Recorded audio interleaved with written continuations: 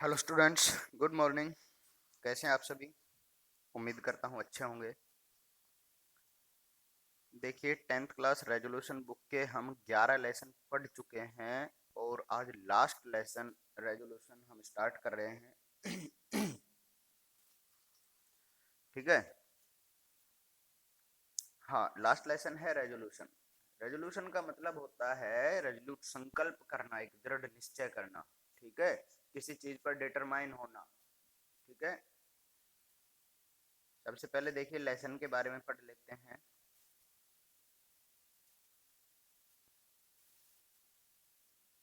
हाँ, about the author, author के बारे में पढ़ लेते हैं। मनीष गोयल के द्वारा लिखा गया लेसन है और ये राजस्थान से ही बिलोंग करते हैं। Born and educated in Rajasthan, जन्म राजस्थान में हुआ, शिक्षा भी इनकी राजस्थान में हुई। He is a dedicated social worker, ये एक समर्पित सामाजिक सामाजिक सेवक मतलब समाज सेवक हैं। Great philanthropist and A successful administrator, ये एक महान फिलांथ्रोपिस्ट होता है, परोपकारी, महान परोपकारी, एंड ए सक्सेस एडमिनिस्ट्रेटर, और एक सक्सेस मतलब सक्सेसफुल मतलब एक सफल प्रशासक भी है। ठीक है। He teach modern method of farming and water conservation techniques. He teach modern methods of farming, वो फार्मिंग के, खेती करने के, एंड वाटर कंजर्वेशन टेक्निक्स, और जल संरक्षण तकनीक के मॉडर्न मेथड्स के बारे में बताते हैं। मतलब जो आधुनिक तकनीक है उसके बारे में बताते हैं, आधुनिक तरीकों के बारे में। टू द विलेजर्स, गांव के लोगों को। ही rights stories on issues concerning social responsibilities, social welfare and environmental protection. He rights stories, वो कहानियां लिखते हैं, ऑन इश्यूज, इशू मतलब मुद्दों पर, कैसे मुद्दों पर? कंसर्निंग सोशल रेस्पॉन्सिबिलिटीज, जो कि किससे संबंधित हो? सोशल रेस्पॉन्सिबिलिटी, सोशल रेस्पॉन्सिबिलिटी मतलब सामाजिक उत्तरदायित्व। सोशल वेलफेयर, सामाजिक कल्याण, एंड एनवायरमेंटल प्रोटेक्शन, और पर्यावरण संरक्षण के ऊपर वो कहानियां लिखते हैं। ये उनके कुछ मुख्य मुद्दे हैं जिन पर वो कहानियां लिखते हैं। इसके बाद देखिए अबाउट द स्टोरी, कहानी के बारे में पढ़ते हैं। कहानी में क्या है? The story resolution lays stress on the importance of water, which is the most precious natural resource in present scenario. The story resolution, ये जो कहानी है resolution, lays stress on the importance of water, ये importance of water, जो जल की महत्ता है, पानी की महत्ता है, उस पर बल देती है, प्रभाव डालती है। ठीक है। Which is the most precious natural resource in present scenario, जो कि इन प्रेजेंट सिनेरियो, आज के दृश्य में, ठीक है, आज के समय में, which is the most precious natural resource, जो कि सबसे कीमती प्राकृतिक संसाधन है, जल। ठीक है।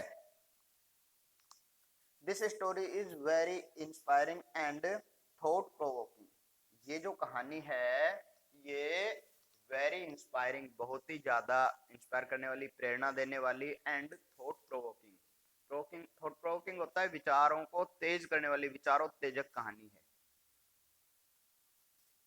Though written in a very simple style, हालांकि इसे बहुत ही साधारण तरीके से लिखा गया है।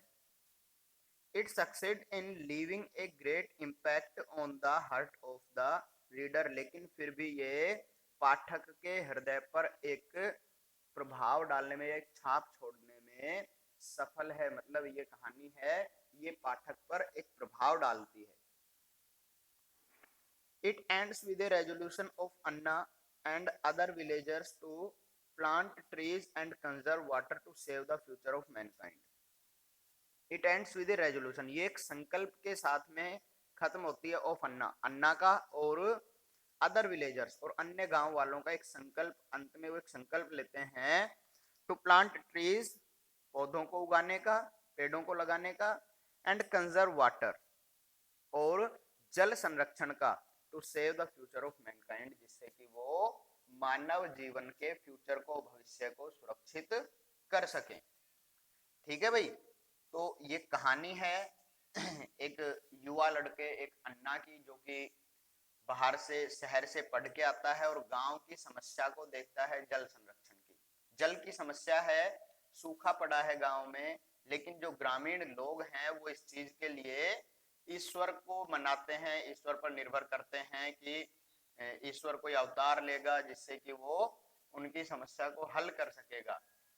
ठीक है, लेकिन अन्ना थोड़ा अलग सोचता है कि जब तक व्यक्ति स्वयं अपनी सहायता नहीं करता, भगवान भी उसकी सहायता नहीं करते हैं।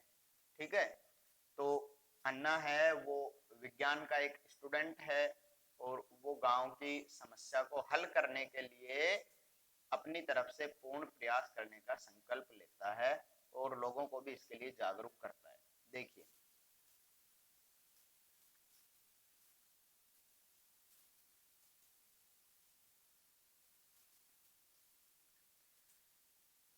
अन्ना ए यंग बॉय, अन्ना एक युवा लड़का, had just returned to his village from the college hostel during his summer vacation।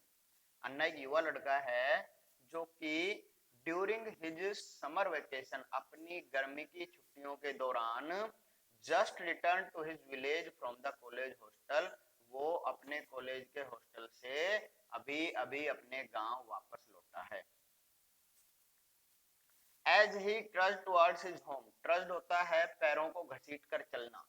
जैसे ही वो धीरे धीरे अपने घर की तरफ चल रहा था या अपने पैरों को घसीटते हुए, he saw the sun going below the horizon, उसने देखा कि सूर्य है वो क्षितिज से नीचे जा रहा था। होरिजन बोलते हैं क्षितिज को। क्षितिज क्या होता है, जब हम कहीं एक विशेष स्थान पर खड़े होकर, कहीं भी किसी स्थान पर खड़े होकर देखते हैं तो दूर कहीं एक विशेष स्थान पर जहां तक हमारी दृष्टि जाती है वहां ऐसा प्रतीत होता है कि वहां जाकर धरती और आसमान एक दूसरे से मिल रहे हैं, मीटिंग पॉइंट। ठीक है, उसे हम होरिजन बोलते हैं, क्षितिज बोलते हैं। ये काल्पनिक स्थान होता है, ऐसा कहीं नहीं है। ठीक है भाई।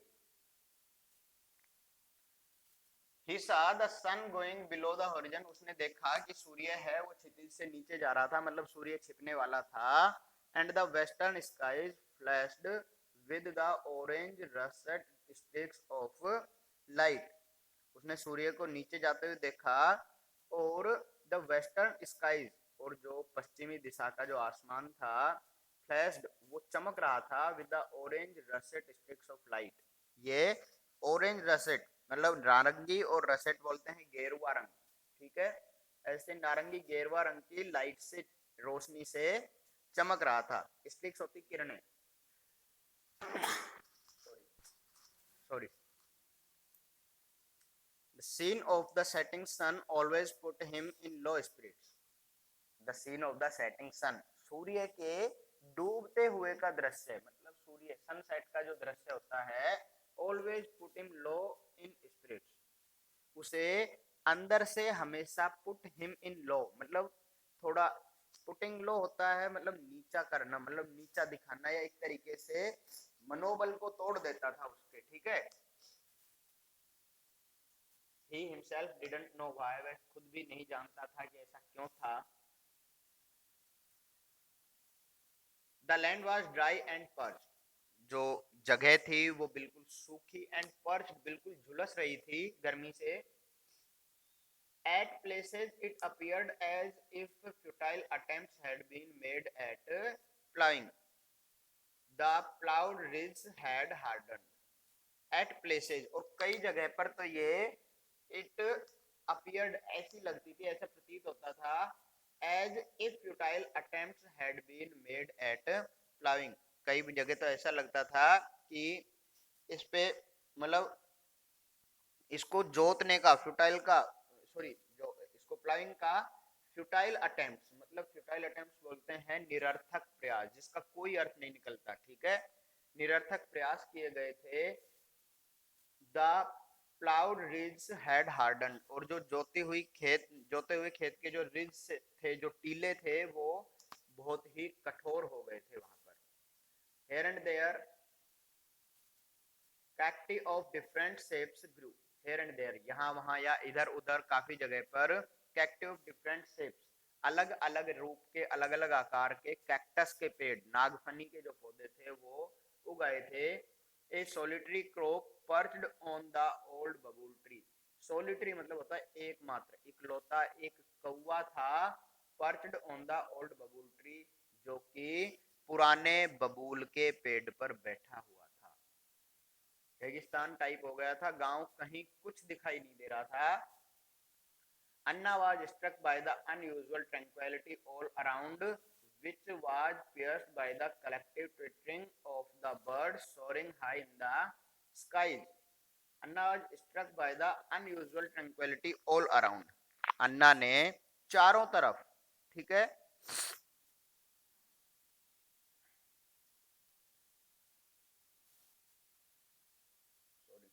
अन्ना was struck by the unusual tranquility all around. unusual tranquility क्या होता है? tranquility होती है शांति, ठीक है। unusual मतलब असाधारण, जो इससे पहले कभी नहीं था। अन्ना का ध्यान गया कि एक असाधारण रूप से शांति छाई हुई थी, which was pierced by the collective twittering of the birds, जो कि collective twittering of the birds, जो चिड़ियाएं थी, पक्षी थे, उनकी लगातार चहचहाट से वो शांति भंग हो रही थी। soaring high in the sky, जो कि आसमान में ऊपर उड़ रहे थे। उसका ध्यान गया कि गांव में जो एक असामान्य रूप से एक असाधारण सी शांति दिखाई पड़ती थी, बिल्कुल सब कुछ सुनसान, ठीक है, कोई कहीं नहीं दिख रहा था, सिर्फ कुछ पक्षी उड़ रहे थे। The jovial fields where the farmers plowed, enjoyed and sang, the meadows where the cattle grazed, why were they deserted?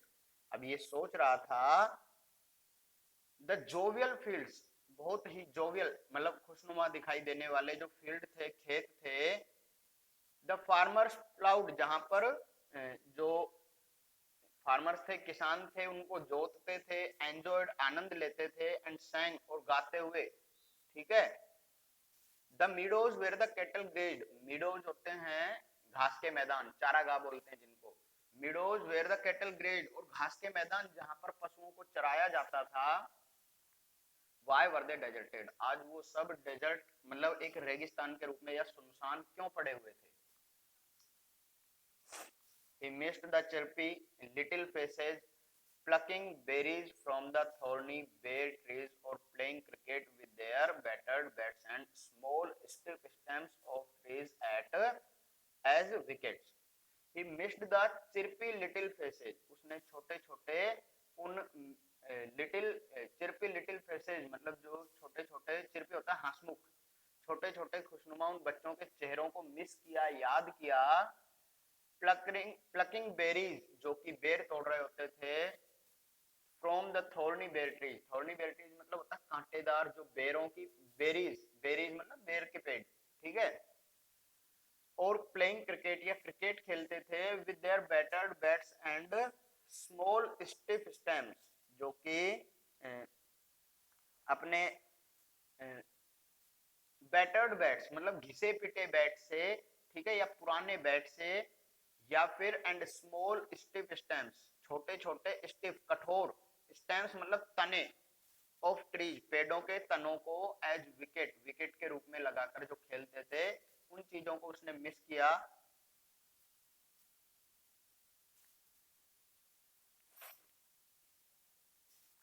Anna watched the fallow land spread across the distant horizon with eyes wide open, but did not perceive a human soul. Anna watched the fallow land, fallow land मतलब होता है कि खाली भूमि, बिल्कुल खाली भूमि जो जिसपे मतलब कुछ नहीं बोया गया था। अन्ना ने उस खाली भूमि को देखा। Spread across the distant horizon, जो कि दूर होरिजन तक, क्षितिज तक फैली हुई थी। विद आईज वाइड ओपन, अपनी आंखों को बिल्कुल पूरा खोल के। But did not perceive a human Saul, लेकिन उसे एक भी मानव की आत्मा, आत्मा से मतलब है कोई मानव वहां पर उसे दिखाई नहीं पड़ा। इतनी लंबी चौड़ी दूर तक मतलब जहां तक भी उसकी आंखें देख सकती थी उसने देखा, लेकिन उसे कोई भी मानव दिखाई नहीं दिया वहां पे। He was unable to comprehend what the matter was. Comprehend होता है समझना। He was unable to comprehend, वो ये नहीं समझ पा रहा था what the matter was, कि क्या समस्या क्या हो गई थी, कारण क्या था। Strange thoughts crossed his mind. Strange thoughts मतलब अजीब अजीब विचार उसके दिमाग में आ रहे थे। Has something inauspicious happened in his little village. Inauspicious, auspicious मतलब होता है शुभ, मंगल, कि अब वो क्या सोच रहा था, हैज समथिंग इनऑस्पिशियस, क्या कुछ अशुभ उसके गांव में या अपशगुन उसके गांव में, उसके छोटे से गांव में कोई अपशगुन हो गया था जहां पर कोई दिखाई नहीं दे रहा था। He treaded with quick steps, उसने तेज पैरों से चलने की कोशिश की, तेज कदमों से चला। But his luggage slackened his pace, लेकिन उसका जो लगेज, उसका जो सामान उसके ऊपर बोझ रखा हुआ था, slackened his pace, उसने उसकी गति को, उसकी स्पीड को धीरे कर दिया। slacken मतलब कम कर देना, ठीक है। He passed by the village पाठशाला, वह गांव की पाठशाला के नजदीक से गुजरा। Where the evening classes were held for the children and youth, जहां पर गांव के बच्चे और बड़ों के लिए, युवाओं के लिए इवनिंग क्लासेस वर हेल्ड, शाम की कक्षाएं लगती थी, शाम के समय क्लासेस लगती थी। The silence of this familiar place GERD on his years, इस फैमिलियर प्लेस मतलब इस जगह को तो वो अच्छे से जानता था, सुपरिचित था इस जगह से। इस सुपरिचित स्थान की जो साइलेंस था, वहां पे जो शांति छाई हुई थी, इसने जर्ड ऑन हिज ईयर्स, उसके कानों को बिल्कुल झनझना दिया। No students sitting on the sack mats, वहां पर ऑन द सैक मैट्स, जो सैक मैट्स होते हैं बोरे या जो घर से बोरे वगैरह ले जाकर उसको बिछाकर बैठते हैं, उसके आसन मतलब एक तरीके से, उस पर नो स्टूडेंट्स वर सिटिंग, बोरे की सीट बनाकर कोई बच्चा वहां पर बैठा हुआ नहीं था। नो रिप्रीमेंडिंग बाय द मास्टर साहब, और रिप्रीमेंडिंग होता है डांटना फटकारना, किसी भी मास्टर साहब के द्वारा वहां पर कोई डांट फटकार की कोई आवाज नहीं आ रही थी। No nodding heads memorising tables, ना ही कोई झुके हुए सिर से कोई भी, नोडिंग, नोडिंग होता है हिलते हुए सिर से कोई भी टेबल्स को, पहाड़ों को याद नहीं कर रहा था। दो एकम दो, दो दूनी चार, इस प्रकार से जो पहाड़े वहां पर बोले जाते थे, टेबल बोली जाती थी, वो भी आवाज नहीं आ रही थी। No heads bent low over their slates, किसी का भी सर अपनी स्लेट के ऊपर झुका हुआ नहीं था।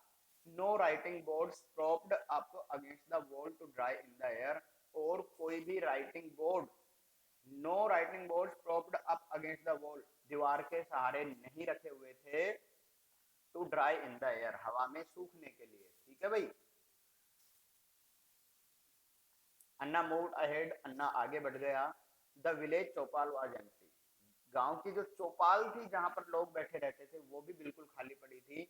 As he came close to the houses, जैसे ही वो घरों के नजदीक आया, he thought of the pleasant aroma of the evening food being cooked, he thought of the pleasant aroma, उसने खुशनुमा सुगंध के बारे में सोचा। Of the evening food being cooked, जब शाम के समय भोजन पकाया जाता था तो जो अच्छी खुशबू आती थी उसके बारे में सोचा।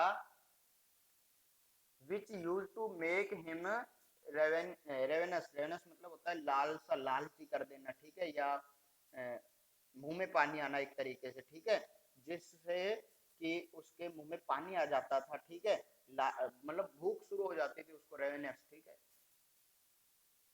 उस खुशबू के बारे में सोचा। But his this familiar smell too was missing, लेकिन ये अच्छी खुशबू, फैमिलियर मतलब वही सुपरिचित जानी पहचानी, ये खुशबू भी आज गांव से गायब थी, गांव में कोई भोजन नहीं पक रहा था। The village dog barked at him, गांव के कुत्ते उस पर भौंक रहे थे। Has he become stranger in his own village, वो सोचता है कि क्या वो अपने ही गांव में एक अजनबी बन गया था, स्ट्रेंजर बन गया था, जिसे कोई पहचान नहीं पा रहा था या कोई उसे मिल नहीं रहा था। Suddenly he cot a glimpse of the चौकीदार, अचानक से उसे चौकीदार की झलक दिखाई दी, ग्लिम्स, ठीक है। ए फ्रेल मैन, एक कमजोर सा आदमी, विद मिल्क व्हाइट बियर्ड, जिसकी दाढ़ी दूध जैसी सफेद हो गई थी, wearing a shabby dhoti kurta, जिसने एक गंदा सा धोती कुर्ता पहना हुआ था। Anna asked Baba what is the matter. Anna ने पूछा Baba what is the matter, क्या बात है, समस्या क्या है। Where have the villagers gone, ग्रामीण या गांव के लोग कहाँ चले गए हैं। द ओल्ड मैन आंसर्ड, बूढ़े आदमी ने जवाब दिया, all the villagers have gone to the village temple to offer special midnight prayers to appease God. बूढ़े आदमी ने जवाब दिया, ऑल द विलेजर्स, के गांव के सभी लोग have gone to the village, village temple वो गांव के मंदिर में चले गए हैं, to offer special midnight prayers to appease God. Appease God मतलब भगवान को मनाने के लिए, ठीक है, भगवान को मनाने के लिए रात की मिडनाइट प्रेयर मतलब स्पेशल मिडनाइट प्रेयर मतलब एक विशेष अर्धरात्रि की प्रार्थना करने के लिए गए हैं। As there is a severe drought in the village, क्योंकि गांव में बहुत ज्यादा सेवर ड्राउट, ड्राउट होता है सूखा, बहुत ही ज्यादा सूखा पड़ा हुआ है। although there was sufficient rainfall this year, हालांकि इस साल sufficient rainfall पर्याप्त रूप से बारिश हुई थी, yet all the sources of water have dried up, लेकिन फिर भी गांव के सभी वाटर सोर्सेज जो जल के स्रोत हैं वो सूख गए हैं। to them it is indicative of the fury of God, to them गांव वालों के लिए it is indicative of the fury of God, fury of God मतलब भगवान का गुस्सा, ठीक है। गांव वाले सोच रहे हैं कि ये भगवान ने उन्हें कोई श्राप या गुस्सा है जिसके कारण ये सब हो रहा है, गांव में जल की कमी आ रही है। The chowkidar heaved a deep sigh and said, chowkidar ने एक लंबी आह भरी और कहा, the villagers are starving and their existence is in peril. Villagers are starving, starving बोलते हैं भूखे रहना, ठीक है। उसने कहा कि गांव वाले भूखे मर रहे हैं, and their existence is in peril, और उनका जो अस्तित्व है वो खतरे में है। इज इन पेरिल मतलब उनका जीवन यापन करना भी कठिन हो रहा है। They have nothing to look forward to, उन्हें आगे कुछ भी दिखाई नहीं देता। A few villagers have already migrated to the cities in search of jobs. A few villagers, कुछ गांव वाले तो have already migrated to the cities, शहर की तरफ माइग्रेट प्रवास कर गए हैं। In search of cities, sorry in search of jobs, job की मतलब नौकरी की तलाश में, ठीक है ना। Thinking that this village is कर्ज, ये सोचकर दिस विलेज इज कर्ज कि ये जो गांव है ये तो कर्ज होता है श्राप देना किसी को, अभिशापित तो हो चुका है ये गांव, तो किसी का श्राप लग गया है, और ऐसा सोचकर गांव के लोग हैं वो शहर की तरफ चले गए हैं।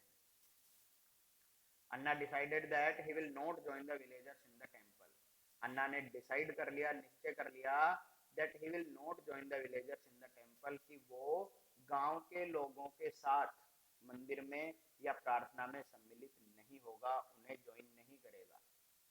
He thought that the village folk do not endeavor to find a solution to any grave problem because of the lack of proper education. He thought that, उसने ये सोचा कि जो गांव के लोग हैं, because of the lack of education, lack of the education मतलब शिक्षा की कमी के कारण जो गांव के लोग हैं, do not endeavor to find a solution to any grave problem, any grave problem मतलब किसी भी बड़ी समस्या का कोई हल निकालने के लिए, ग्रेव प्रॉब्लम मतलब कोई गंभीर समस्या है उसका, टू फाइंड सॉल्यूशन उसका हल निकालने के लिए, डू नॉट एंडेवर वो कभी भी प्रयास नहीं करते हैं। Because of the lack of proper education, उचित शिक्षा की कमी के कारण ऐसा है। If things become unbearable, they need God to descend on earth to fight their battle. यदि things become unbearable, यदि चीजें असहनीय हो जाती है, बहुत खराब हो जाती हैं, उनसे सहन नहीं होता है, तब भी वो क्या करते हैं, they need God to descend on earth to fight their battle, वे भगवान से प्रार्थना करते हैं, मतलब उन्हें भगवान की जरूरत होती है कि भगवान स्वयं पृथ्वी पर उतर कर आएंगे, टू फाइट देयर बैटल, उनकी लड़ाई लड़ने के लिए, ठीक है, मतलब उनका जो समस्या है उसको हल करने के लिए वो सोचते हैं कि भगवान स्वयं धरती पर उतर कर आएंगे। दे होपफुली वेट फॉर एन अवतार, वे उम्मीद से किसी अवतार की प्रतीक्षा करते हैं कि भगवान कोई अवतार लेंगे। In the hour of crisis, they do not realize that God helps those who help themselves. In the hour of crisis, crisis होती है समस्या, ठीक है, कि समस्या के समय they do not realize that, वो इस चीज को महसूस नहीं करते that God helps those, कि भगवान उनकी ही सहायता करता है, वो help themselves, जो अपनी सहायता खुद करते हैं. Evening gave way to twilight and twilight sank into darkness. देखो दो वर्ड होते हैं डाउन एंड ट्विलाइट. डाउन होता है सुबह, एक तो देखो मॉर्निंग का समय होता है, एक होता है सुबह, थोड़ा सा उषा काल बोलते हैं जब दिन निकलने के बीच हो, सुबह और दोपहर के बीच का समय लगा लो, ठीक है, जैसे जैसे मतलब सूर्य उदय होता है उसको बोलते हैं. और ट्विलाइट बोलते हैं गोधूली, गोधूली समय होता है मतलब शाम और रात के बीच का समय. Evening gave way to twilight, शाम है वो धीरे धीरे गोधूली वेला में मतलब सूर्य अस्त होने लगा. एंड ट्विलाइट सैंक इनटू डार्कनेस, और फिर ट्विलाइट से धीरे धीरे, गोधूली से धीरे धीरे अंधेरा हो गया, ठीक है. He was alone in his hut, वह अपनी झोपड़ी में अकेला था अपने घर में. He turned up the wick of the lantern, उसने लालटेन की जो विक थी, लाइट थी, उसको और ज्यादा बढ़ा दिया. Its sooty chimney became bright, इसकी जो धुंधली सूटी जो चिमनी थी, ठीक है, became bright, वो और भी ज्यादा चमकदार हो गई. अन्ना's thoughts flew back to the past, अन्ना के जो विचार थे वो पास्ट में चलने लगे, वो भूतकाल के बारे में, पुराने समय के बारे में सोचने लगा. He remembered how his parents, in spite of the stringent financial conditions, sent him to a prestigious science college in the city. उसे याद आया, वो सोच रहा था कि किस प्रकार उसके माता पिता ने, how his parents,